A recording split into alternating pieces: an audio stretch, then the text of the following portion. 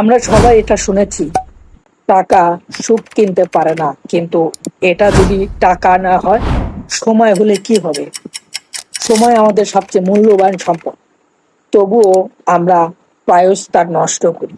কিন্তু সময়ের দারিদ্রতা কাটিয়ে ওঠার একটি উপায় আছে, সময় সমৃদ্ধি। সময়ের সঠিক ব্যবহার ও কম সময়ে অপচয়। সমৃদ্ধি হলো ছোট সহজ সিদ্ধান্ত নেওয়া, যা আপনাকে আরো ভালো সময় পেতে দেয়। প্রতিদিনের অভিজ্ঞতার স্বাদ নেওয়া, আপনার সময়ের জন্য সাবধানে পরিকল্পনা করা এবং নিজেকে দায়বদ্ধ রাখা।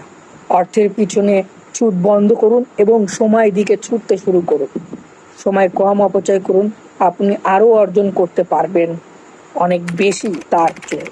সময়ের সচ্ছলতা ধনী হওয়া যায় আনন্দ, উদ্দেশ্য এবং পরিপূর্ণতা ভরা একটি জীবনযাপন সম্পর্কে ভবিষ্যৎ নির্ধারণ করে দেয়।